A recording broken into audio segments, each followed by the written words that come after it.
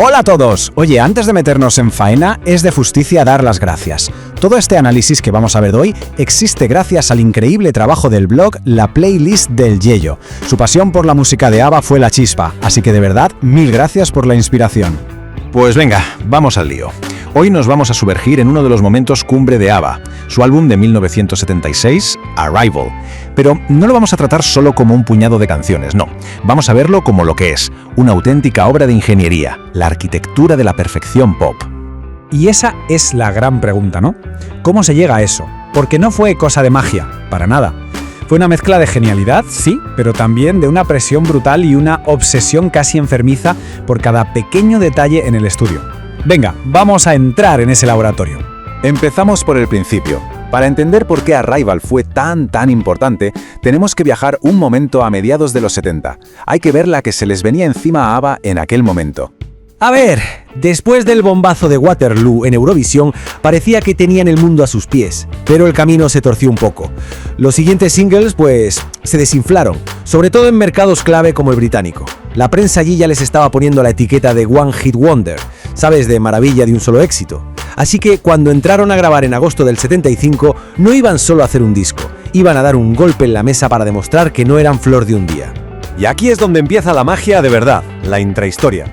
Dejamos la presión de fuera y nos metemos en la cocina, en el lugar donde se gestó todo este sonido inconfundible. 14 meses, que se dice pronto. Para un disco de pop en los 70 eso era una auténtica eternidad y un reflejo de lo perfeccionistas que eran. Todo esto pasó en los Metronome Studios de Estocolmo, con Benny y Björn a los mandos, claro. Pero había una figura en la sombra que era fundamental, su ingeniero, Michael B. Tretow. Para muchos, el verdadero arquitecto de su sonido, el quinto ABBA. El gran secreto de Tretow era su obsesión con el multipista.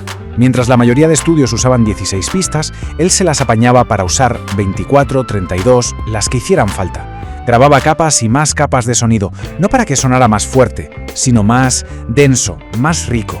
De ahí nació el famoso muro de sonido de ABBA, una textura que es tan suya como las voces de Agnetha y Frida. Y donde más se nota esta técnica es en las voces. Lo que hacía Tretow era pura alquimia. Grababa a Agnetha y Frida y luego volvía a grabar sus voces una y otra vez, pero aquí viene el truco, alterando un poquito la velocidad de la cinta cada vez. Eso, sumado a algunos efectos de eco, creaba la ilusión de que donde había dos voces, ahora tenías un coro celestial de 20. Una genialidad. Pero ojo, que no todo era cálculo milimétrico, también experimentaban un montón. Por ejemplo, para el tema instrumental Arrival, en vez de enchufar el sintetizador a la mesa de mezclas como todo el mundo, lo pasaron por un amplificador en medio de la sala. El propio Tretow no sabía ni cómo describir el resultado, decía que sonaba como gaitas metálicas. Pues de esa rareza salió la atmósfera mágica de esa canción. Bueno, ya hemos visto el cómo, ahora vamos a ver el qué. Porque detrás de toda esa perfección técnica había canciones con historias muy curiosas, giros de guión e incluso alguna que otra profecía.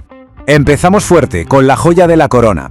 Pues antes de ser el himno mundial que soy, Dancing Queen tenía un nombre provisional mucho más de la época, Boogaloo. Esto demuestra que hasta la perfección necesita su tiempo para cocinarse. Y es que la magia de la canción se notó desde el minuto 1. Cuentan que Frida, al escuchar la melodía por primera vez en el estudio, se echó a llorar de la emoción. Ellos mismos sabían que tenían entre manos algo muy especial. Y vaya si acertaron. Pero es que el disco está lleno de estas pequeñas historias. Knowing Me, Knowing You, por ejemplo, habla de una ruptura de una forma tan fría que años después suena casi profética.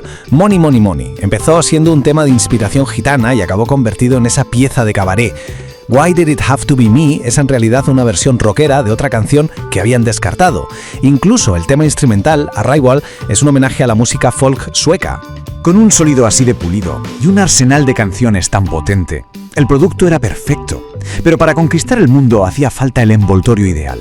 Arrival no fue solo una llegada musical, fue una llegada en todos los sentidos. La creación de una imagen icónica. La portada es toda una declaración de intenciones. Ese helicóptero no está ahí por casualidad, es un símbolo de poder, de llegada. ABBA ya no eran los chicos simpáticos de Eurovisión, ahora eran superestrellas globales que aterrizaban para dominar el planeta. Y junto a esa imagen llegó el logo, el definitivo, ese con la B al revés que se ha convertido en un icono mundial. Y vaya si lo conquistaron. Se calcula que el álbum vendió más de 10 millones de copias en todo el mundo. Una cifra que, para la época, era una auténtica barbaridad. El éxito fue masivo. número 1 en más de 10 países. En el Reino Unido, por ejemplo, fue el disco más vendido de todo 1977. Pero lo de Australia, bueno, lo de Australia fue una cosa de locos. Fijaos en ese dato, 18 veces platino. Y para poner en perspectiva lo que fue la ABBA-manía australiana, solo hay un dato que dar. El especial de televisión que hicieron allí tuvo más espectadores que la retransmisión de la llegada del hombre a la luna. Más que el alunizaje, con eso está todo dicho. ABBA ya no era un grupo, era un fenómeno cultural. El éxito comercial está muy bien, pero el respeto de la crítica y el legado a largo plazo es otra historia. Y la de Arrival es la historia de cómo la percepción de una obra de arte puede dar un giro de 180 grados con el tiempo.